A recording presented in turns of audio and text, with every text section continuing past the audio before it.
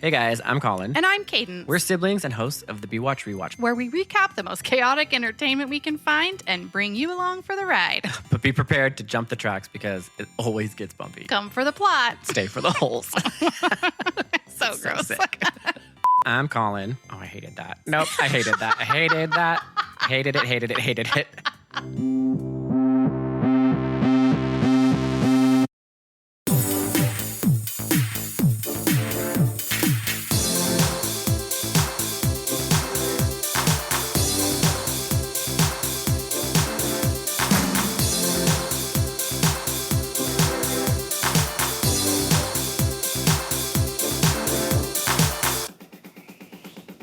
Hello, everybody. It's Colin. Hi, it's Cadence. Welcome. We are doing yet another Shark sequel.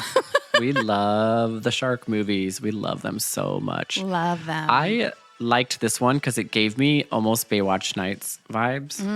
A little bit, tiny little bit, like certain parts of it. I think it's more when they were just stuck on that barge with the goop coming at them. Oh, right. Yeah. And I guess this thing that they're on, it's not just The sea amoeba. Yeah, no, not the sea amoeba. It was like Yeah, the goop. sea amoeba. It was the goopy thing at the very beginning. Yeah, but it was an amoeba and it kept getting bigger and bigger. And it was like, now it was like goo that was like taking over. That might make sense. So we're doing Deep Blue Sea 2. And Did it perhaps remind you of Deep Blue Sea? I was going to say, it's not necessarily, it is technically a sequel, yes. And it's number 2, but it's Deep Blue Sea, you guys. It's the same movie. Yeah. Because it is made 20 years apart. This was made in 2018. And it was literally 19 years after, the first one. I died when I saw that. I died. You know, when a certain amount of time passes, they're like, let's just call it a sequel, but it'll just make the same movie again. That was exactly what I thought. I was like, number one, I was surprised that it came out in 2018 because the quality is so bad. It 100% looks like that whole family of movies that came out in the early 2000s where it's like kind of subpar special effects. It's real bad, which is why we like it. Yeah. But then my second thought was exactly that. Like, I guess if it's 18, 19 years later, you can just write the same exact movie and be like, same exact movie. Seems new. But just add one little element. I don't want to ruin it. I'm not going to give spoilers, but there is one tiny little baby element. And that alone, if you read between the lines of what I'm saying, there's one little baby element. Oh, this one's different. Between the lines. Okay, I get it. But before we get into that, how are you? Oh, I'm okay. I went to the most surreal and chaotic 4th of July thing ever. So America. I forgot about 4th of July. I totally, because I'm European now, so. You would not understand the pride of 250 years. Our 4th of July is the Queen's Day. No, I'm just kidding. I don't know. I was trying to think of the equivalent. St. Patrick's Day, maybe? Sure. Yeah, St. Patrick's Day. We don't really celebrate, obviously, 4th of July. It's a problematic holiday, all of those things, but we do try to, take advantage of the day off and whatever. 4th of July, problematic. Why is it problematic? I feel like right now, what's happening on a broad scale is like... Do not put America in that box. Do not put fighting for freedom in that box, girl. Do not call them freedom from my country. Do not call that problematic. You're right. My bad. So we decided that we were going to go watch the fireworks. It was just me, Jed, and Addie. And we were like, we should go watch the fireworks downtown, which you have come with us to those before, like in that park. I didn't see the fireworks. Well, kind of, yeah. And Emily. You and Mandy came with us. But there wasn't fireworks there. Yeah, there was. That's why we went. That's the only reason we go to the park, for the fireworks. Oh, I can't remember. Oh, yeah, I do remember the fireworks. Yeah. They were all exactly the same. Every firework was the same one. There was a lot of oohs, never an ah. And it lasts for 20 minutes. Anyway, the website said to get there at 8:45 that they were going to start at 9. But when we got there, it was very clear the website had lied to us because there was a concert that was finishing. And this woman named Sherry Rowe, I will send you a video because I took a short video, was singing with her band. And it was excruciating. It was so bad. Okay. The whole time was not even close to being on key. So we were cracking up. Okay, Sherry Rowe. And the feedback on the mic and the speakers was just the whole time making that weird sound. It was through the whole song. Okay. For multiple songs. then, or sometimes the mics would just go out. And so she would be singing and then it would be silence and then she would come back. Oh, bless your heart. so that was chaotic as it was. So then we were like, okay, now the fireworks are going to start. And then they were like, no, we're going to do an ice cream eating contest. And we need 10 kids and 10 adults. The amount of children who ran to the front, it was Hunger Games. There was screaming. There was fighting. Why? Their firework lighter was gone. He was drunk. He did not show up on time. And they were just buying time. An ice cream eating contest at 9 p.m. before fireworks? What? Yeah, and there were parents literally holding up their kids, like sacrificing them. Simba, Lion King, being like, "Please pick my kid!" for the ice cream eating contest. So they get all 10 kids on stage, and it took forever to pick the kids because there were so many, and it was like such a vicious competition. And they were trying to find some like logistical way to actually pick the kids. So anyway, they get the kids on stage, and they're like, "We have a special guest that's going to help us co-host the ice cream eating contest." And they were like, "It's a WWE star." Oh, no. And rapper. Oh, no. So this guy comes out. His name is R-Truth. R-Truth. And his name, a.k.a. Ron Killings. R-Truth, a.k.a. Ron Killings, a.k.a. ice cream champion co-host, a.k.a. 4th of July enthusiast, a.k.a. stage manager. So he comes out and he's like, "What's up, Phoenix?" And it's like, everyone's just like, no one cares because they're so set on these kids eating the ice cream. And then he doesn't know, they did not prepare for this in any way, shape, or form. So they were like coming up with the rules as they went along. Yeah, they were buying time. Like I said, the firecracker guy was on. He was drunk, and they were like, "Get here quick. We are postponing as hard as we can." Was he as even many ice cream sandwiches as was he you even can from find. the WWE? He probably wasn't. They just said that. He is, but I think it's like he's very much a sub character in the universe. He's just like the WWE. lighting guy. He's like the WWE lighting guy. Yeah, exactly. He hands out the metal chairs that they hit each other with. But like, he didn't know what he was supposed to be doing exactly during this contest. And I swear to God, we were crying, laughing because he had the microphone and he would like get down to the level of the kids and he would be like, "You like that ice cream? You fucking like that ice cream? Eat that ice cream." I can imagine. Yes, that's exactly. And he kept saying gobble. So he'd be like, "Gobble that ice cream." Gobble it. That's so sick. Scream, the kids are crying. Ice cream on their face. They're like, "Yes, sir. Gobble that shit. Fucking baller, dude. Gobble that." I'm not even kidding you. That is what it was. We were crying because he did not know how to interact with children at all. And he just kept screaming I can just at picture them him with the screaming in their microphone face. right next to their ears. They're like, "Don't even want to win." I'll send you a picture of him. And so then that ends. Then the adult competition happens. Oh, they had an adult. They were really trying to buy time. Oh boy. What's an ice cream eating contest too? That's vomit ready to happen. Like ice cream. That's what I'm saying. I did not think it was a great idea. And they have to eat 3 ice cream sandwiches in 3 minutes. They're kids. Adults? Yes, but they are like the big fat like cookie ones. You know, like the. I could do it. Because when they said ice cream sandwiches, I was like, I could inhale those. Like that, they're tiny. Yeah, duh. And so when I saw the cookie ones, I was like, okay, well that's a little bit more challenging.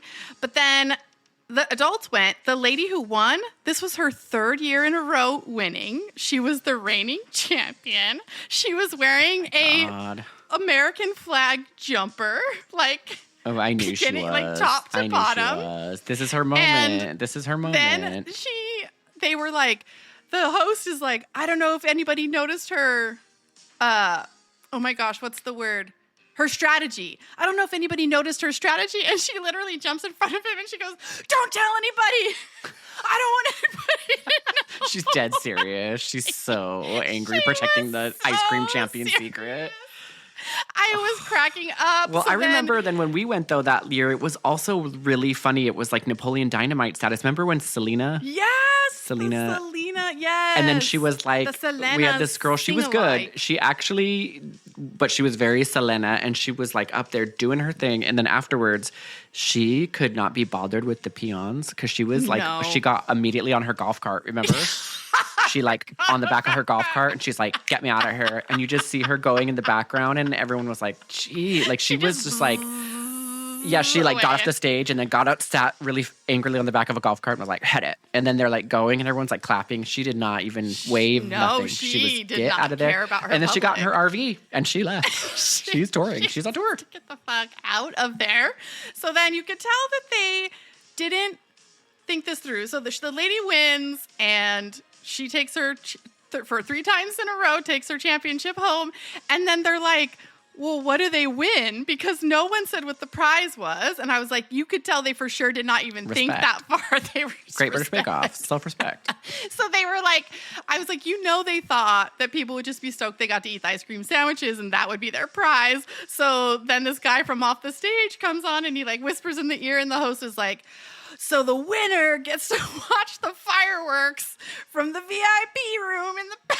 And it's no. outdoor stage. So there's like, oh no, what the hell is with the VIP room? With the performers. Oh, that's what I said too. The little kid too. The kid that won, he's just back there in the VIP too. Mm-hmm. With the terrible band. I was like, she's singing in his face the whole time, a cappella. Gobble it. And then you've got the WWE star being like, watch the fireworks. I love it. It's like a big enough event that it's like funny because a lot of people were at the one that we went to. It was like a lot of people, you guys. And then she said, like the lady who won said something like, she made an insult to everybody else. I don't remember exactly what it was. And but basically she was just like, oh, these losers, like I won. The whole crowd, Colin, it was like a WWE event. The whole crowd was like, oh, in unison. Like they were so invested in the drama of this ice cream sandwich competition.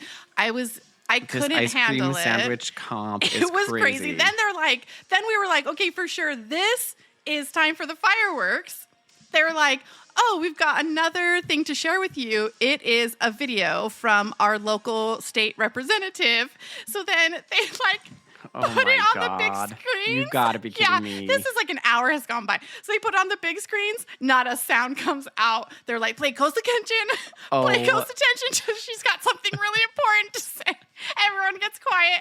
No audio. And they're like, okay, hold on. Let us try again. Second time, no audio. It's a WWE guy. He's like subbing in. He's like, we're going to gobble this state up. Fiscal responsibility. So the no sound comes out. They try several times. Then we're like, okay, for sure it's time. And then they're like, we have one more act. And it was a freaking DJ who was like playing from a playlist. And it was, the whole thing was so chaotic and bizarre. And then it was chaotic and bizarre that last time. But I do remember, like the fireworks when they did come on, they were pretty. I'll give it that. They were way too close to the ground. Yeah, they do have a big fireworks show. I think the light, remember they were like lit on the ground and like I thought the RVs were blowing up. They did that this year too. Like every firework, I'm not kidding, it was the same exact firework. So it was just like no different colors, no different. I'm a big firework enthusiast. I want different colors, different shapes. I want different booms. I want different delays. I want like a ba-boom. I want sparkles, crackles. I want it all. I want those weeping willow ones, the ones that go and then little tiny ones go out of those. Love the weeping willows. Nope, it was just the same soft white firework over and over and over for 20 minutes. Over and over again. And then the final finale was just a bunch of them. Just the same fireworks. And you were like, okay, oh, yay. So yeah, it was just like, it was funny, but but they didn't have any of that. I just remember the Selena. Yeah. Just her being so diva, her just being so Jennifer Lopez. She thought she was so Jennifer Lopez. Oh my God. She was the best. This lady thought she was Stevie Nicks. Oh, she did. And so she did. She had a flowy, white lace cape. Oh, and she was into it. Yeah. She's like, I'm performing for Phoenix, Arizona, 4th of July. Yes. And she was doing this very cool dance around, dance and spin. Kind of wide leg squat stance where she would love when performers do that. Yes, it looked very good. It was very flattering, and I was like, please keep doing that. And she for sure thought that this was her breakout. She for sure was like, this is gonna catapult me into stardom. If the sound would have worked, if people would have heard her. If people would have just fucking heard me. I'll send you with the couple videos I got. I didn't get nearly enough of it, but it was amazing. So anyway. Well, anyway, I'm glad we got to catch up, and I'm glad that took up a good 20 minutes because this movie that we're doing today, guys. Yeah, Ooh, well, boy. it was very... It was about 90 minutes too long. Oh, for sure. They did not have an editor for this film at all. The pacing was challenging. They didn't. But without further ado, let's get into Deep Blue Sea Part 2.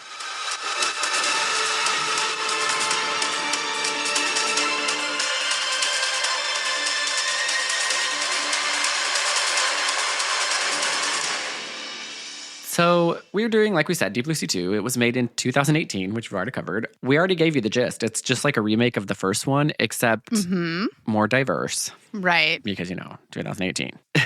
I love the cold open. Do you call it a cold open? I don't know if that's like an SNL thing, but yeah, but we get spiritually what you're saying. Yes, we're definitely not in South Africa, and two men are talking not in a South African accent. We're definitely not. And you guys, they are full. I don't think the writers already knew where they were in what part of the world because they're off the coast of South Africa. Not South Africa, sorry. They're not off the coast of South Africa. They're not speaking South Africa. They're full on wearing beanies and wool sweaters and the overcoats. And I'm like, you guys, this isn't Antarctica. This isn't like Deadliest Catch. You're like, they wouldn't be wearing all that stuff on the coast of South Africa. But maybe it's South Africa in the winter. I don't know. That's true. We don't know a ton about the climate of South Africa, so we could be totally wrong. But everybody else, but when the guy, okay, so it's these two guys. And I didn't realize, and I don't know, I'm not a shark killer. So any shark killers out there, let us know. But they're catching sharks and like hacking off the shark's fins right then and there. Yes. To throw it into a giant cooler. So I guess they can make shark fin soup. But I didn't realize like, then you just hack off their fins like right there. That's so sad too. Yeah, that's actually a real thing. And it's really unfortunate. Well, I know shark fin soup is, but I thought they just killed the whole shark, which is awful. But I didn't realize they chop off all their fins. And the sharks are just tubular teeth. Tubular teeth. Let's not get into it. I don't want to do it. Yes, they are just, and they're making them like, they're villainous. So they are not painting these guys in a great light. Come on, get that fin, my bro. Get it. Away. Wow! Woo! You're a killer, my bro. Oh, you guys, they hawk off these sharks' fins and put it in their mouth. They're taking selfies. Like, this is their job. Yeah. I wonder if they do that with every shark fin that they get. Do they put it in their mouth and take selfies? Yeah. I don't know. It's because they're really celebrating the shark fin thing. Could not be more celebratory. They are you're like, is this their first catch ever? They probably just got into this. They just got into the shark fin territory. They're in the honeymoon phase of the shark fin hunting. They're like, this is the best job ever. In the background, you see a little dinghy with a little guy, and he's like, he's got a flare gun. He's shooting the flare gun up, but they don't care. There's so much celebrating that they're like, I do not give a shit about this little guy in his dinghy. Yeah. And they're like, and the radio is telling them like, we advise that you leave the area. If you see an orange flare, you're in a state of an emergency. But they're like, don't care. We got shark fin. They're high on shark fins. They're like billionaires with the shark fin. They're high on the shark fin. Then he's like looking in the water. And you guys, you know how like a flock of seagulls makes like a V? Or like a flock of geese make like a V? Yeah. Like when they fly? Or like the ducks from Magic in the Mirror make a V when they're hunting. Picture that, but with shark fins. It is a gang of sharks in a perfect V formation. And I don't know if that's necessarily like, because I think birds do that because it has to do with like aerodynamics. I don't think it quite works. I don't think sharks quite need to do the same thing. But maybe they saw it. They're super smart sharks. So maybe they saw it on Discovery Channel or something. Yeah. So that's what I was going to say is like, I think they witnessed it, either looked up and they were like, well, the seagulls look to be fine in a V. Cool. Or they watched the humans watching something with birds and they're like, okay, I'm going to take this information and use it. Looks more threatening for sure. Because it's like an arrow pointing right towards their prey. So it is intimidating that they're like, we're coming right towards you. There's no question as to what direction they're going. And these guys are like, I've never seen sharks do that because they've got this vague, not South African accent. My favorite part was one of them. So one of them is starting to be like, maybe we should listen to the radio. Like maybe we really should be on our way. No, celebrate. More shark fins in our mouth, more selfies. And the other guy is like, no, this is our lucky day. And one of them's like, Have you seen sharks swim like that? well, have you ever seen sharks coming at you in a perfect V that looks a little threatening? And the other guy's like, They're serving themselves up on a platter. That's what. that's them serving themselves up to us on a platter. This is our lucky day. Like, he's very, very audacious about this. Oh, no way, Jose. Because they go, and that arrow, the first one, bumps that boat, they immediately fall in. Oh, not Like, even a they're little. on a boat. Yeah. They don't even try to grab onto Nope. anything. They both like, whoop. Yep.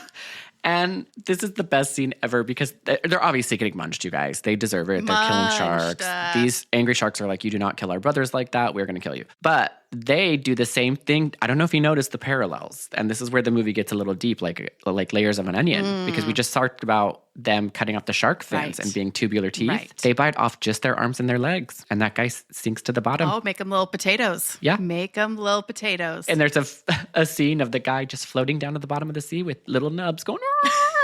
And I'm like, oh, no. And you know he's thinking like, Shouldn't have cut off those shark fins. this is karma. This is fucking karma. So then we have the guy that was in the background shooting the flare. He finally catches up on his little dinghy. And he's also seeing the seagull shark arrow coming right at him. And you're like, shit, they're out for blood. And they are, it's so fucking stupid because they're like, the CGI is so bad. They're all in unison. I just keep thinking like, let's get him, boys.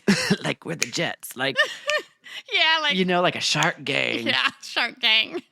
And they're coming right to him. And then all of a sudden, no. He pulls out a little, what looks like one of those things that old people wear, like a life alert. He pulls out a little life alert and he starts clicking it. You guys, those sharks immediately dissipate and they swim in a cute little circle. They're like, change the formation. He has trained a gang of sharks. We went from arrow to circle. We're welcoming you in. Circling the wagons, welcoming you in. It does remind me of when I was in San Francisco, we used to have raccoons. I think I told you this. Like there were raccoons. They did not give a fuck anymore. These raccoons were, and there was one, I remember walking down the street. Remember how that place, you came to that house where I used to live on near Golden Gate Park. So across the street was Golden Gate Park. Yes. They would walk down in that same arrow formation and you knew the head honcho. He was the alpha raccoon. Yeah. And you knew he kept those other raccoon bitches in line. And they do have opposable thumbs. So I do feel like he was snapping at one point. He was snapping for sure. I could not go home during certain times of the night because they would be just sitting in front of the door like, this garbage can's mine, Nope. son. Nope. And you would be Back like, up off. and you'd like get in the Back stick. up off you. Nope. This is my territory. They did not care. I couldn't go home. That's just what it reminds me of. They were terrifying. Remember that raccoon that Dad shot? Do I remember the raccoon that Dad shot? Do I remember that he used a fucking shotgun in the house while we were all in our beds? No. Remember, we learned that it wasn't a shotgun. It was a 22. Okay, well, do you remember how he was like, make sure you stay in your bed. I'm going to shoot a raccoon in the roof. It was traumatizing. You guys, our dad, we don't guns, we hate him, all of that. We're not like those people, not whatever. But this raccoon was like torturing us in the roof. It was like in the attic of our house, and it was a big, scary raccoon. From my memory, it was constantly like chewing through stuff, but then it was also constantly getting in our trash. It was chewing through like electric cables, and it was scratching at night, and like we could not get it to go away. Do I think we probably could have caught it and released it into the woods? Probably, yeah. I do probably think that. Yeah, I don't know why they were so scared of it. Let's just forget about it. Let's erase that from our memory. The guy has basically... He's trained these sharks, and I was giggling so hard because I knew it was going to be like a Jurassic Park thing, like with the raptors, where it's like click, click, click, click, Yeah. click. And these sharks, as soon as he clicked that life alert, they dissipate Immediately. because you think they're going to get him, Right? Because you're like, oh, he's next, but no, and he kind of. Well, we're never really mean to the way people, their physical appearance, and I'm not being mean to this actor's physical appearance, but I will say that he looked like a Hemsworth brother that was roided out. He looked like he's been doing. He looks like a Hemsworth brother on a bender. Like he has had one too many nights out. Didn't you think? Now that you're saying it like that, yes, I absolutely, because I was thinking he's got the underlying essences of an attractive man.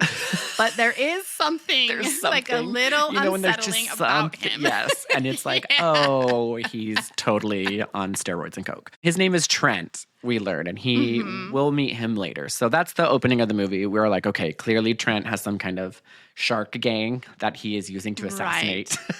Oh, imagine how fucking cool it would be to have a shark gang roaming the oceans with a shark doing whatever like, you want. Come here. Go get him. Sharks, assemble. And he's on his little buoy boat, you guys, and the sharks are like dogs, like they're right along his boat in their V formation. It's so stupid.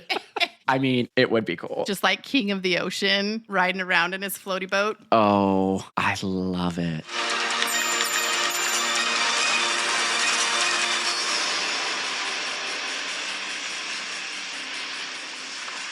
So we're wondering what's going on with him. We're going to leave him aside and we're going to go, of course, we're going to open up the movie with a beautiful babe underwater.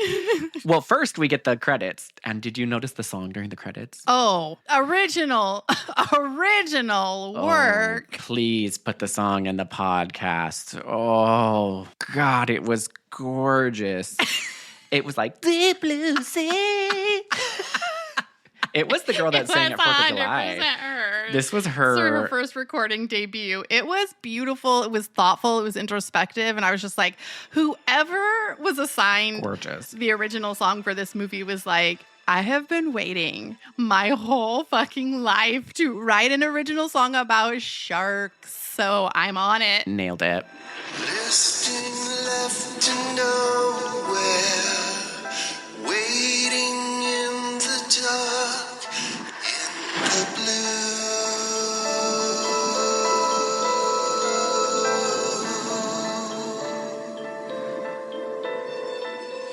Trading dreams for nightmares, the undertow of gloom in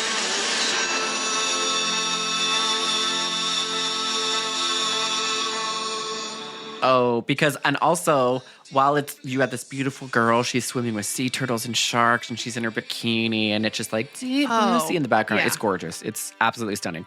But then we learn that it's not just for opening credits, guys, because the camera zooms out, and that's actually a video of a woman who's giving a lecture at a university, so she's not just some babe. Guys. She's not just some beautiful babe in a tiny white thong bikini swimming with sea turtles and sharks. She's a scientist. Yeah, respect her brain, you guys. Respect her brain. She has a beautiful body, but she's also got a beautiful brain. But she has to show off that beautiful body to all of these people that she's lecturing. She's like, here's me swimming in a white bikini with this shark. Because it's not anything educational. Right. It's just footage of her slowly swimming with those diggo biddies banging around in that water. Yeah, and she's making it like, this is for science. You might think you're watching my body on a video for an extended period of time that feels borderline awkward, but it is for science. Yeah, because how long was that going on? The room is filled. They're like, okay, how long are we going to watch this lady just swim? Right. Like, I don't think somebody's saying anything. The lights are off. Yeah. It's 30 minutes of her swimming around. But she gives this really powerful thing where she goes, because they like try to make the actors seem like they're smart. You guys, 100 million sharks are killed annually for stuff like shark fin soup. We got to stop that because they're good for the ecosystem. And everyone gets up, applauding. They're, wow. Standing applause. But I'm thinking 100 million sharks? That is a lot of sharks. That's a lot of sharks. A lot. I also loved that she had this meta moment where she says, you know, the idea that great whites are these malicious killing machines roving the shorelines looking for some swimmer to chomp on is just pure fiction perpetuated by Hollywood. I mean, these magnificent and unfairly represented creatures are simply looking for fish or a nice fat seal to eat. We blame movies. We blame movies for the bad ideas we have about sharks. Could you imagine going to this lecture as a college student? Could you imagine being like, is this really what she's lecturing about? Hollywood making movies about sharks, giving us negative. Yeah. And then, of course, we get a lot of foreshadowing because this girl, she's clearly a shark fangirl. Oh. She's in the front row. She's like, hey, what shark would you not swim with? Of all the terrible sharks, which one would you not swim with? And she's like, bull sharks, because they ram their heads into your bones, crack them, and then they eat you. And I'm like, bitch. Very similar to anacondas cracking your bones and swallowing you. No, and then she actually says they headbutt you and you crack your bones, and then they chomp down on you like a pit bull. And I'm like, you don't have to equate a shark bite to a pit bull. Yeah. And it makes it seem less cool and intimidating. Yeah, that's less scary. I'm pretty sure it's like way more intense than a pit bull. Like a pit bull. Like the circumference of a shark bite is like 2 feet, and then like a pit bull's like 3 inches. Oh, okay, pit bull, okay. And she says it like, imagine the bite of a pit bull. And I'm like, no, imagine the bite of a bull shark. Like, you don't have to make that equation. You don't have to compare it to anything. It's terrifying. That's like in Jurassic Park being like a T-Rex clamping down on you. Imagine that being a bull shark. It's like, no, it's a fucking T-Rex clamping down on you. No. I love that so much. And I loved too, because one of the guys is like, I can't believe that you weren't scared to be swimming with those sharks. And she's like, well, the thing is, I wouldn't have tasted very good to them. She's a scientist. She's trying to teach those kids. Mm-hmm. She's smart. And then we have this, like, after everyone gives her a round of applause. Oh, the roundest of all the applause, yes. Screaming, throwing stuff at her. Her class is packed. People are telling them that Hollywood stage diving. Throwing little shark plushies at her. She's like, yeah. So then we get like a slow clap guy at the back, like walking up in his tweed outfit. And he's like, hey. Dr. Calhoun. Yes? Misty, my name is Craig Burns. And he's like, Misty. Misty Calhoun. Misty Calhoun. Misty Calhoun. He's like, hey, I've got a proposition from you. Hi, what can I do for you? Durant Pharmaceuticals. I'm not a pharma doc. What am I missing? My client, Mr. Durant, is a fan of your work. He considers you the most astute expert in shark behavior in the world. I'd like you to consult on a new project of his. A conservation project. He prefers to call it the preservation of man. He's wearing like an overcoat too, which is such a weird tweed, choice. like a tweed trench. A full trench coat. Because he's made to look suspicious. You guys, he offers Misty $50,000 just to listen to him give her a proposal. $50,000. $50,000. For what? To share your expertise. Just to listen. That's yours, Dr. Calhoun, whether you decide to work with us or not. Call it a down payment. But should you choose to come on board, Mr. Durant is prepared to fully fund your work at the Five Oceans for the next 5 years. And from what I've read recently, your institute could use the money. So he basically tells her, like, I work for a pharmaceutical company. Can you come out to the middle of the ocean and stay with us? Yes. Because you know everything about bull sharks. Trust me, just come out. If you do this, not only will we get $50K, but this billionaire, he will finance your shark conservation efforts for 5 years. And she's like, done. I mean, honestly, take the $50,000 and go, dude. If it sounds too good to be true, it's too good to be true. Yeah. Yeah, just listen. I listened, I heard it. I'm taking this, cashing out. But the bonus is, if it's not too good to be true, you get your research funded for the next 5 years. Katie, if it's too good to be true, it's too good to be true. Also, very much Jurassic Park in when John Hammond comes and he's like, I will fully fund your dig for the next 5 years. And look what happened there. Uh-huh. Look what happened there. They all freaking died. Too good to be true. Aren't you even a little curious about what we're doing? So, of course, she's like, yeah, I'll go. So she goes, and this is where we meet the most annoying this couple. newly married couple in the world. Oh, my God. So annoying. This is Daniel and Leslie Kim. Daniel is a neurophysiologist. Leslie is a neurobiologist. We're newlyweds, so don't mind the PDA. Sorry. They're newlyweds. So they're like, don't mind the PDA. We're newlyweds. As they're like, he's fingering her on the beach as she's saying this. It's so sick. They're She's all looking over each directly other. at Misty. She's like, don't mind him fingering me. We're newlyweds. So gross. But they're like basically like they're her assistants. And you meet this little ragtag team. I believe there's 5 of them all together. So they're all there for, like, Durant is the guy who owns everything. He's the millionaire. His associate's name is Craig Burns, but his name is Durant. So we'll just call him Durant. Because the guy that came in the tweed, he's just like, billionaires don't go themselves. Billionaires have their little henchmen to go out. He's like, put on your best tweed. Find your best trench. He's like, she's the best shark scientist in the world. Like, did you hear that riveting speech she gave? Like, We need to give her $50K. Right. So Durant it's actually called Durant Pharmaceuticals. So just like the first one, this Durant billionaire, he sent somebody to recruit this woman. He's creating he's doing studies on bull sharks, which we'll get into, but like, why do you have to pick bull sharks? Like, couldn't you do it on mice? Just do it on mice like the rest of them. Colin, I'm going to just take you back to the original Deep Blue Sea. That was Alzheimer's. That was a real earnest try. This is not Alzheimer's. But we learned that the shark's brains are less likely to age and they're less likely to develop like chronic illnesses. So they're like pure specimens and they're able to adapt and learn and get smarter and they live longer. So there's all kinds of benefits. There's all kinds You're doing genetic research. There's all kinds. You know what? You're right. Pick sharks. Always. Always pick sharks. Great whites to do everything for you. If you want to genetically modify something, great white. It's also the most practical. Yeah, because everyone knows you have to build a giant facility. You can be out in the ocean. It's very practical.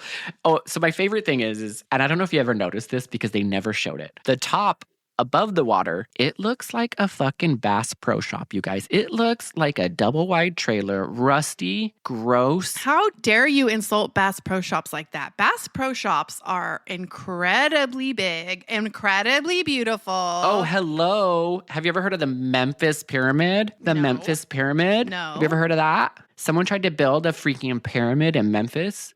And it's huge and amazing. And then it cost so much money that the whole project went down and it turned into a Bass Pro Shop. So that is a very classy $1 billion. Thank you. Is it Memphis? And they made it into a Bass Pro Shop. You were so passionate. But is it Memphis? No, I think it's Memphis because Memphis is really in Egypt. And then some guy, he was like an eccentric billionaire. He put like a ton of money into this pyramid. Memphis is really in Egypt? Yeah, Memphis, Egypt. Oh, I don't think I knew that. That's why he was trying to build the pyramid in Memphis because Memphis is a place in Egypt. Okay, I've never heard of Memphis, Egypt because I'm a sad plebeian. You are. I'm not a European. Did you say a sad comedian? Plebeian. Plebe. Oh, I was like, okay, you're putting labels on yourself all of a sudden. Like, okay. You need to take a step Mr. back. Funny Pants. Okay, think you're a comedian. You're labeling yourself a comedian. Okay. So you're yes, funny, but you're not that funny. Memphis is a place in Egypt, and this eccentric billionaire, he wanted to build a pyramid at the size of the Pyramid of Giza in Memphis, Tennessee. Put all this money into it. Years and years went by. Then it became a Bass Pro Shop. So very classy. Oh, I would never. But you have to admit, it's like a rusty trailer. It looks like a rusty. Yes. I did make mental note of the rust specifically because I was like, that's a lot of rust. But then they walk in, and you're supposed to believe that they all walk in, and it takes you to this underground laboratory that's like stainless steel and computer. High-tech CGI. But at the top... It's like no one's ever going to be like, I don't want to go. I'm going to leave that little shack on the water alone. The outdoor looks like those houses you see in the bayou. Yes. Those bayou houses. Okay. So you're like, oh, okay. It's just a small little lab and it's barely being held together. But then, yes, you step inside and it's a wonderland of like the most state-of-the-art facilities. They go down an elevator, a glass elevator down to the state-of-the-art. So it just made me laugh because it shows them all always walking in there. And you can clearly see, like from certain shots, that it's just a trailer with like stuff in it. But you're supposed to believe that it takes you to this random. Suspend your disbelief.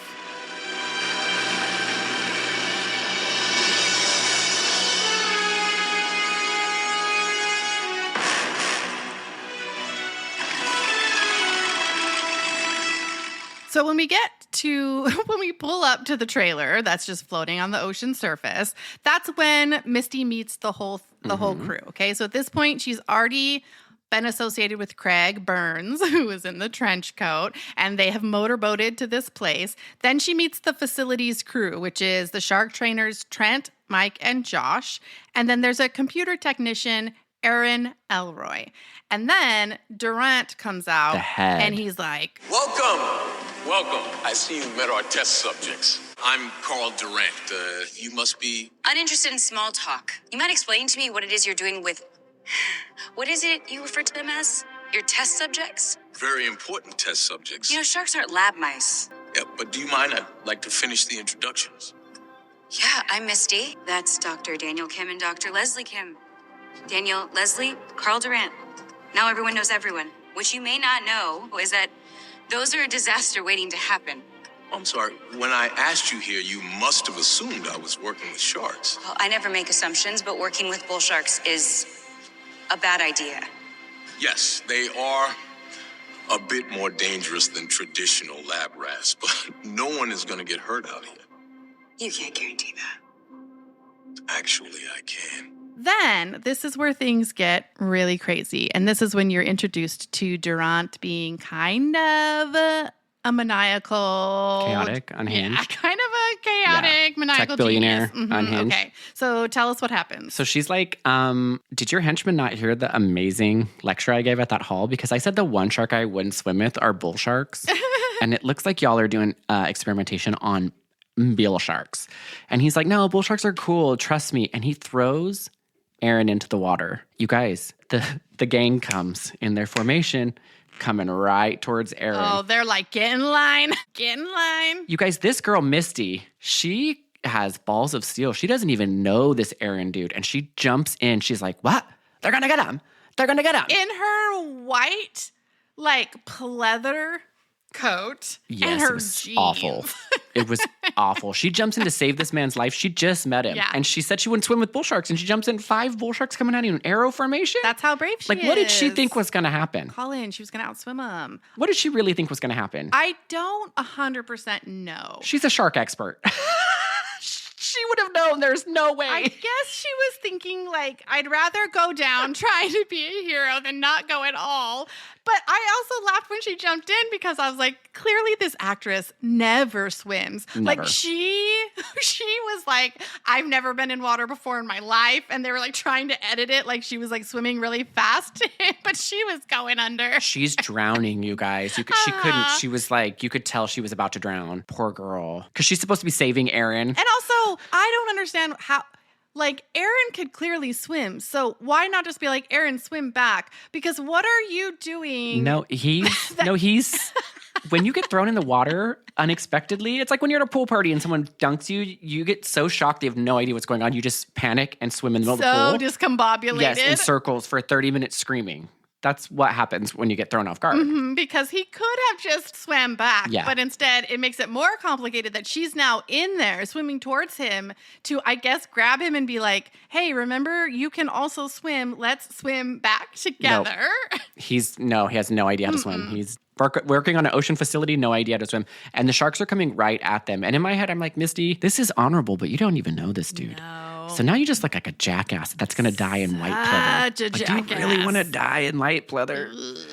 And they're coming right for her. She's having a panic attack. And again, we got our life alert. Click, click, click. Yep. And they all disperse. And so she hops out. And she's like, the fuck? the fuck just happened? Durante, what the fuck just happened? And so, yeah, they get out of the water and she's like, did you just throw in your own employee to show me that you have a life alert necklace you can beep at the sharks? And he's like, yeah, but it was worth it, right? Pretty powerful demonstration, or pretty effective. That's what he says. A pretty effective demonstration, right? And she's like, did Aaron feel like consent to there's this? other ways. 'Cause Aaron, if he would have consented to that demonstration, could've then done yes. this. But he didn't know, poor guy. He was terrified. He was absolutely terrified. didn't. And he said, when everybody else starts going into the facility, it's just Aaron and Trent that's left. And he's like, bro, one of those sharks bit my foot. And he's like, no, you're imagining things. And he shows him his shoe and it's like been bit clearly. And he's like, no, bro, they were toying with me. They knew exactly what they were doing. So you're like, okay, these sharks have got their own minds. And Trent's like, let's do more cocaine. Let's do more blow. That sounds great. Let's do some cocaine. Yeah. So also, if you hear like that is not me farting. It's my foot moving on the leather seat. So if you hear that throughout the podcast. Oh, I actually did hear that, but I didn't think it was a fart. I thought it was like, you know how sometimes throats go like they make that weird noise? I thought that's what it was. You thought that was my throat. Well, it was very, very, very, very soft when I heard it. So it made sense. Okay, so she's like, you know what, Durante? I'm calling him Durante. You know what, Durant? Yeah. that was a demonstration, but you have caught my attention, good sir. So we go down to the underwater facility, you guys. It is exactly the same facility as Deep Blue Sea 1. We've got the little... They saved the set. They literally saved the exact same set. We've got the little, like, pool in the middle of the room. This is where we learn a little bit about Durant's backstory. He, and correct me if I'm wrong, because it did not make any fucking sense. Durant wants to he's using bull sharks because of all of the amazing things Katie said earlier about them. Mm-hmm. And he's giving them a fluid that is making them literally smarter because he wants to create an army of super intelligent humans to fight off the AI robots that are going to take over the world. Uh-huh. So he wants to be like a messiah for the human race, and he's going to do that by genetically modifying sharks, by giving them a drink that makes them super fucking smart and aggressive. Oh, so smart. And here's the hitch that you find out at this moment too. He's also drinking this drug. Mm-hmm. And it's in a little tiny vial, and he's got a little tiny like suitcase full of these vials. He opens it. He thinks about it for a second. He drinks it, and you guys, the visuals on screen. E equals MC square. We've got Pythagoras. We've got math. We've got math. It's pure that meme of that lady looking with all the math numbers. 100% that. For 10 minutes. Yes. 10 minutes. It's so funny. I was cracking up. The special effects of that particular shot were so dumb and low budget. But I'm also thinking, oh, this is like an immediate smartness. I thought this was something you took over time. You take a shot and you're like, boom, life's like, you got to get that high. It's absolutely bonkers that he's doing that. But he kind of like shakes and he's like, it's real strange. And I'm like, you're giving that to sharks, dude? What are the sharks thinking? What's happening in their brain?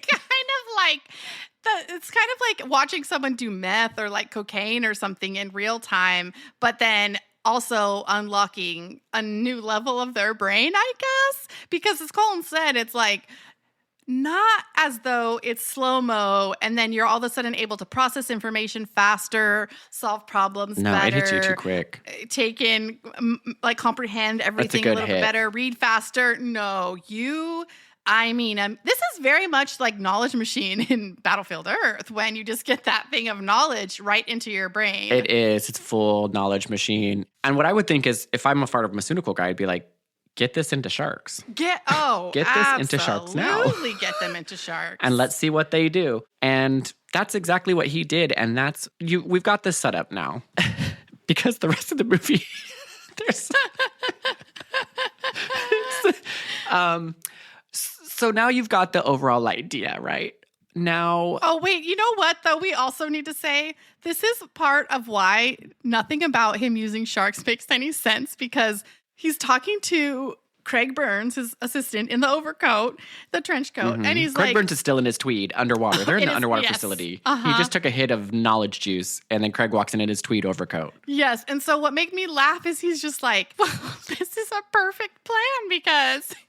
each of these sharks, even though I've been feeding them this drug and I've been making them smarter and I've been making them more fierce and I've been making them able to solve problems, they all have trackers in their fins. And so we know where they are at any given moment. So when one step ahead of the game. When my experiment is finally over, I'm just going to kill him. And there'll be no evidence that we ever did any of this. No one's ever going to find the $1 billion underwater facility. No one's ever going to wonder what that Bass Pro Shop shack on the top of the water is. No. So it actually is funny that he says that, because meanwhile, we're going to go back to Trent. We'll call him Roidsworth. And Roidsworth is like, how the fuck did those sharks get out? To the tech guy. And the tech guy's like, I don't know, dude. It's impossible. There's an electric field. Yeah. And it turns out the sharks dug a tunnel under the electric fence. And that's how they got out and killed the shark fin guys. I actually rewound that because I was like, did he just say they dug a tunnel under the fence? The sharks and the IT guy has a camera underwater. And he zooms up right to where they dug that little ton. And he's like, they got out. Were they using their fins? Like, I just am trying to imagine a shark digging a tunnel. Don't worry about it. Using And the best thing is that they're so smart that they dug a tunnel under the electric fence, got out, and they immediately murdered shark fin suit people because they knew. They just instinctively knew. They instinctively knew there were some freaking shark fin murderers out on the loose, and they're like, get them, boys, right away. So Trent was actually going and he was bringing them back with his little clicker at the beginning. You thought he was a gang killing people. No, he's retrieving those sharks. Right. So now they're like, well, I guess we have to... Don't ask questions. They need shark saliva. I tuned out. So they need shark saliva for some reason. some main reason. But also, Durant tells Misty that the reason he brought her specifically is because the alpha shark, Bella, has been acting very strangely. And Misty's like, well, duh, she's pregnant. And Durant is like, no, we have trackers on him. I don't understand why. No, we have trackers on him. Yeah, A, I have trackers.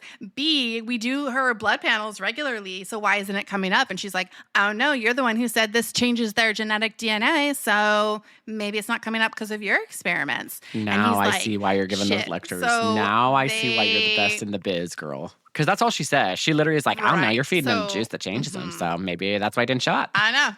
Maybe that's on you, bud. And he's like, wow, I never thought about that. Good thing I paid you $50,000. Good thing. To come out here. So then they decide that they need to bring her, Bella, the alpha shark, into what is called the wet lab, which is the lab with the giant pool in the middle. R.I.P. Samuel L. Jackson. Yeah, I remember that. R.I.P. Samuel L. In Deep Blue Sea 1, you guys, Sam L. Jackson's given a speech of all speeches. He's a main character, too. And that shark comes out and bites him, sucks him under. It was a riveting moment in Deep Blue Sea 1. The best moment. That's what hooked me because, I told the story on that episode. But yeah, anyway, that moment, she's going to go down in history. So they have to take samples of Bella's saliva. So they bring her up into the wet lab. And remember, in the first one too, that doctor, that scientist guy gets his arm bit off right there. So there's a quick moment of tension where Bella... Because Bella comes is up supposed and to be sedated. She's sedated, but she's super smart. So remember, she can trick people. She can make you think she's sedated.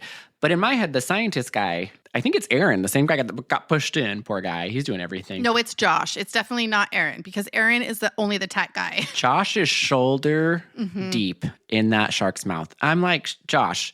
Do you need to put your entire upper half of your body to get shark saliva out of that shark's mouth? Maybe just get a longer Why do you stick? have to put your entire... Just a longer Just swab? get a long Q-tip, dude, and rub her little gums and get it. No, you guys, I'm not kidding. His entire shoulder is down her throat. And she's like... Her eyes are like, oh, I'm sedated. Don't look at me. Because he's looking her in her eyes the whole time. And then she goes, oh, I've seen Jurassic Park. I know how this goes. And her pupil dilates and she's like... wakes up. She's like, no. But don't fear. Josh does not get his arm bitten off. It is just a psych out. But they are also so confused because they're like, she was supposed to be sedated. Here's the kicker, though. At that moment, a second shark, which is part of the triangle of sharks, goes to the surface and pushes the motorboat into an electrical control box, causing it to explode. You guys, the little Bass Pro Shop. It was a plan. The Bass Pro Shop. Part of it's exploded, and now water's filling up the underwater facility. How are these guys going to get out? Oh man! And they are boggled by this. They're like, how on earth did these super smart sharks that knew how to murder people? They have consciousness. How did they do this? And that's when it clicks. Like, maybe this serum to make superhumans is having like too good of effect on these bull sharks. So now we have a classic situation of you've got groups of people. They all have to be split up, obviously, because water's filling everything. First to go is Tweed, the henchman. Yes. He's in his room, like listening to do you notice he has like a Discman, which is like, it's 2018. Why are you listening to a Discman? Like he literally has, it doesn't make sense. He dies right away. They've blown up Bass Pro Shop. Everybody's stuck downstairs. And now it's like, of course, they're getting separated into little groups. First one to go, because as with Deep Blue Sea 1, if you need a little recall, the sharks literally knew where the cameras were. They turned them off one by one. They did some stuff that we weren't even, it doesn't we were boggled how smart these sharks were in Deep Blue Sea 1. They've gotten even smarter. Yeah, and I loved that there was a little bit of a callback to Deep Blue. I mean, the whole movie is a callback to Deep Blue Sea 1. But the movie is Deep Blue Sea, but yeah. One of my favorite things about Deep Blue Sea is when the sharks systematically take out the cameras. They've located them each, and they know how to turn them off. And they do that again. They're like, oh, they've figured out where the cameras are and they're turning them all off so we can't watch what they're doing. And I'm like, love that they're still doing that. Love that they still don't like to be seen on camera. So important. So important. So the first one to go is the henchman Craig, his little tweed suit. He gets systematically, I don't even know how they get him, but this is where we find out something major. They're like, what's happening? They're looking out there, all looking out one little porthole window. I'm like, you have a whole underwater facility and you all have to look out one tiny porthole window. One tiny porthole window. Yep. And you guys, Craig's mutilated body floats by. And they're like, wait, how'd that would have happened? Bella was right here. The other one was getting the boat and exploding. Yeah. This is where we learn that Bella, as soon as she got dropped back in the water, you guys, she pumped out a bunch of little bull shark babies. The stress of being pumped back into the water. They all just came out. So now we've got 5 super smart bull sharks and about, just like 30 little baby bull shark babies. There's a lot of little sharklets swimming around for sure. Sharklets all over. Now we've got a piranha situation because they act like a swarm of piranhas in a cartoon. Like they just kind of swirl around things and then it's like bones. Like they are super smart little sharklets. And I'm guessing that they're implying, right, that like genetically the chemistry and the DNA has already been altered so much that like when Bella gives birth to the sharklets, they are automatically as smart as Bella has become through the drug, correct? So they are born that way. It's changed the whole DNA of the sharks. Oh, the sharklets know exactly who to go after, how to go after them, and to be in a swarm all the time. And the best part about it is the sharklets, you never really see a single one because it's like illusion. You just see like a bunch of little baby sharklet teeth with chaos swimming around. Now, the rest of the movie consists of various groups of people. Oh my God, it's endless. It's endless. Endless groups of people trying to get up to the surface because the sharks have blown up that Bass Pro Shop. How are they going to get out? How is everybody going to get out? I mean, that's the joy of it. You get to watch for like an hour, everyone walking in flooded corridors. Yes, because when an underwater facility floods, it only floods waist deep, you guys. Yeah. So it is, because I was dying too. The rest of the movie is people wading around in waist deep water, just wet, being like, how are I going to get out? And they're like, there's always a backup pipeline that goes up to the top somehow, because you haven't learned to make like just a regular like exit route. Yeah. Like you still have to have just one elevator from the Bass Pro Shop down to your underwater facility. Right. Like you haven't learned to maybe have a couple different extra ones. Which also feels like if we're in the same universe as the original Deep Blue Sea, and I guess we don't really know that, right? Like, do they know of the experiments that happened before, 19 years before? I don't know, but they have not mentioned them. Think that they would be they like, have not mentioned them. Let's learn from their mistakes. And let's create a better, safer facility that we can escape from should things go horribly wrong. Even if you're not a top secret underground shark smarting machine, even if you were just a regular bull shark biologist, marine biologist, you would still have another exit route. Like that's just common knowledge. Like, come on, guys. Yeah. It's just fire exit, dude. Everybody knows that. Yeah. So the whole thing is like, how are we going to get to the surface? And systematically, these sharks, they are pecking off one after another. That's what's happening for the majority of the movie. But right before everybody separates, I totally forgot this, but it's 100% worth mentioning. So while they're still in the wet lab, before the flood comes in and they all separate and wander through the flooded corridors, Mike, one of the shark trainers, he's like, I'm going to swim to the surface and I'm going to get us the fuck out of here. And he's like, I'm from South Africa. These sharks can suck my balls. I'm not even afraid of these guys. So he puts on his scuba gear and he starts swimming. And then he gets knocked unconscious by the sharks. And then... Hello, she said that in the beginning, foreshadowing when she said they ram you and break your bones. You're totally right. So then they are able to like save him from he somehow coincidentally and very handily floats right back up into the tiny little pool that's in the center of the wet lab. Out of every He didn't place. get very far, Mike.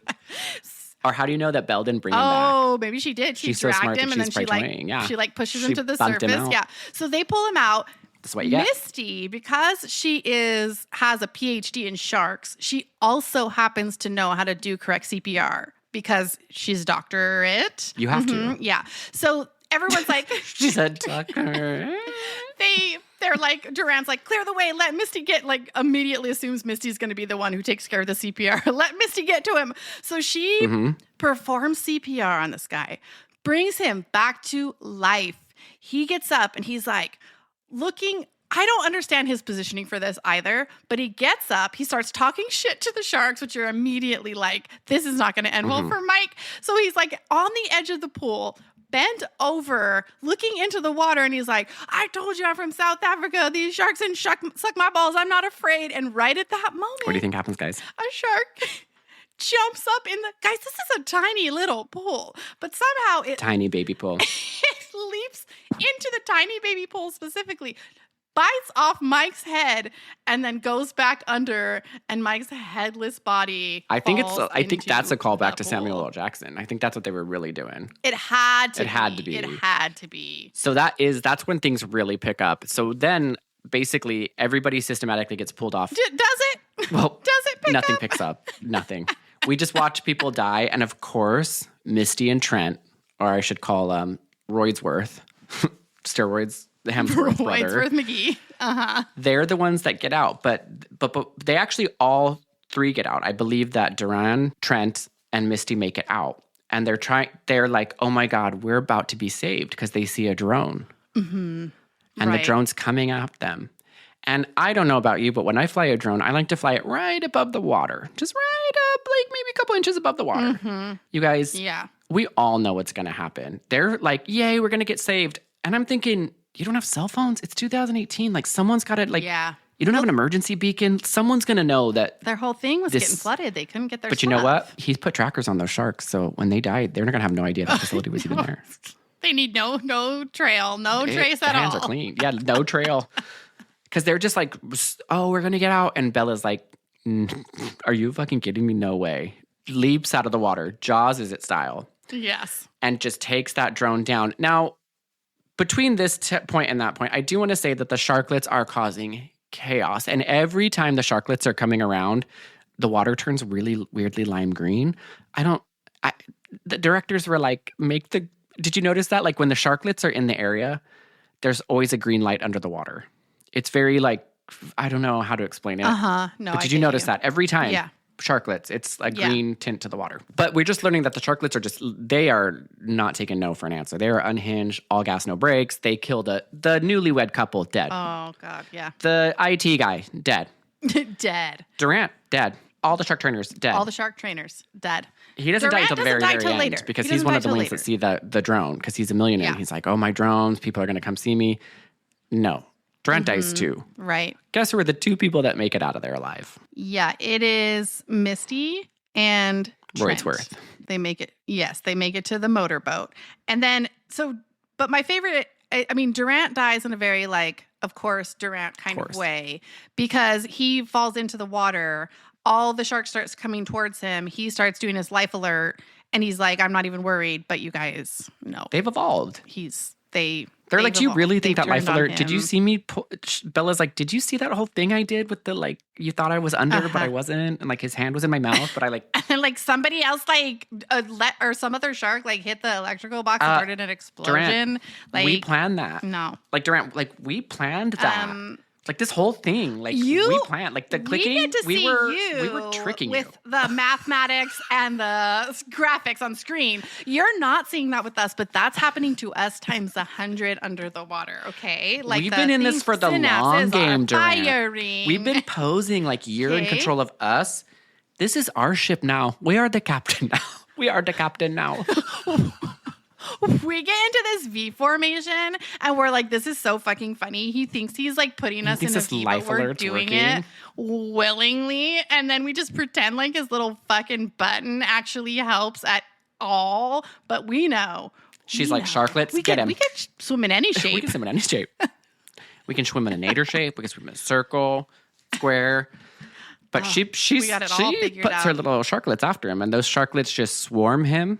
He's bones. Oh, and he gets they come up underneath him, and she chomps him in half and brings him under so they can all just feast on him. Mm-hmm. Ha ha. Mm-hmm. So who's the master species now? Durant. Mm-hmm. Huh? Durant. And nobody's going to know because you've got those trackers on them. But they're not dead.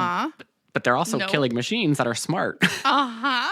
Yep. And I'm thinking they should systematically kill all of the shark fin soup people. Just take out all the... Yes. Save 100 million sharks a year by killing all the shark fin soup people. Vigilante sharks. Yeah, that's what I want. They could be vigilante sharks for the good of the world and the ecosystem. If they're not going to kill anybody who's not trying to hurt them, then by all means, go do your thing. Yeah, we're only getting revenge on these people who are pumping them full of drugs. They really and if you're not a threat to them, then they don't care. They're good. They're good sharks. Let them live their lives. Yeah. That's the point of the movie. I feel like superhero sharks are kind of heroes. Well, I feel like superhero sharks are kind of heroes. I think they are too. That's repetitive, but you get what I'm saying. Because you guys, there's a fucking Deep Blue Sea 3. Did you know that? Oh, yeah. I saw that when I was looking this one up. And now I feel like I have to watch that one. I just want to see how this story evolves. Now I have to see. Because if it's vigilante little sharklets running around just killing people left and right. I hope they're wearing little shark masks. You know how superheroes wear them over their eyes? They're also, they're all roaming through the ocean. They all have their own little superpower. I should also say that Misty tells Trent, they're the last two survivors. And they're she's you cannot let these sharks roam the open ocean. And Trent's duh, don't you remember that Durant planned for this precise event? And so he blows up the facility with a self-destruct mechanism. Yeah. And so some sharks are dying there. So Misty and Trent and Aaron escape on the motorboat. But then at the very end, there are two people in another place in the ocean. And the boyfriend's trying to convince the girlfriend to get in. And he's like, don't worry, there are no sharks here.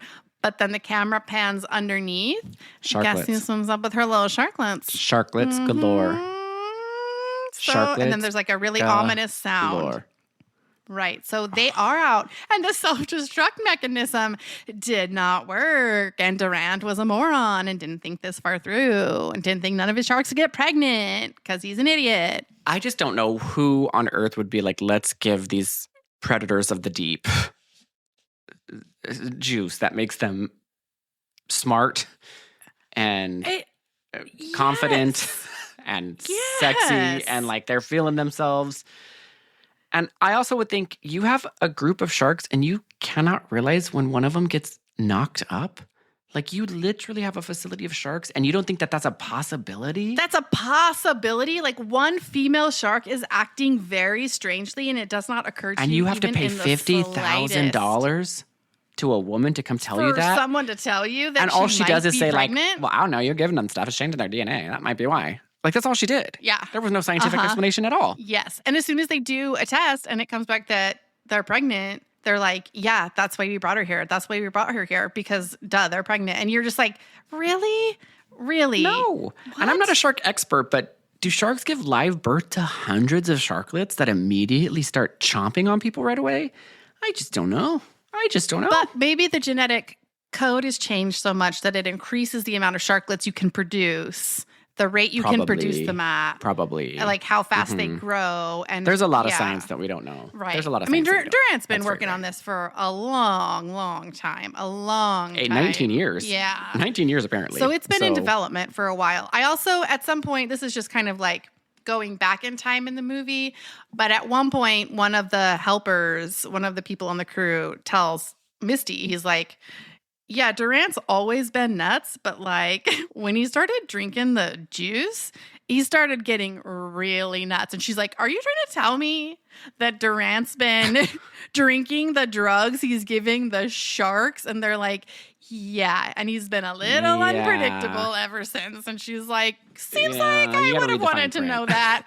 And I just thought it was so funny that everybody knew he was doing it and nobody said anything. And nobody was hey, maybe don't do that. They're all just no, it's fine. He's totally unpredictable, chaotic, maniacal. They want to just be around him because they're little sycophants. They want to be around him because he's a billionaire. Yeah. They just all look the other way. Yeah. They're like, we don't care. Let him drink his shark juice all he wants. It's a like, paycheck. We're in a beautiful underground facility. Living underwater our best facility. lives. Yeah. Mm-hmm. Living our best lives. But I'm also thinking to myself, like, that's like, could you imagine if like Jeff Bezos got his head cut off by a shark? Like, people would know. Right. Like, people would be like, where did that tech billionaire go? Like, he went under the water. We saw him go to a Bass Pro Shop. Right. If you were... And then he's dead and he's not here anymore. Because as much as there's no trace left behind theory works, when you, in fact, are gone, then what happens? Because you are a billionaire and that people know and track and trace. And so when you just are gone from the face of the planet, that's a lot to answer for. Oh, I can't wait to see Misty's tell-all interview.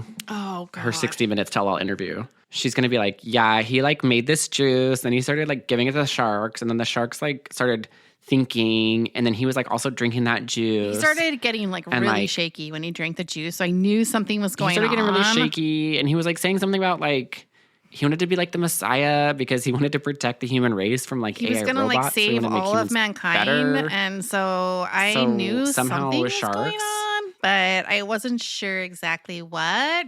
But I knew Bella's pregnant and he didn't know that. So. Yeah, because I'm a shark expert. And then Brooke Hogan comes in and the whole thing ends. Oh, yeah. Sandy Powers makes an appearance. Sandy Powers. But I'm dying that when you said the whole movie is... Because I know we kind of rushed through the like... There's nothing, you guys. It's literally...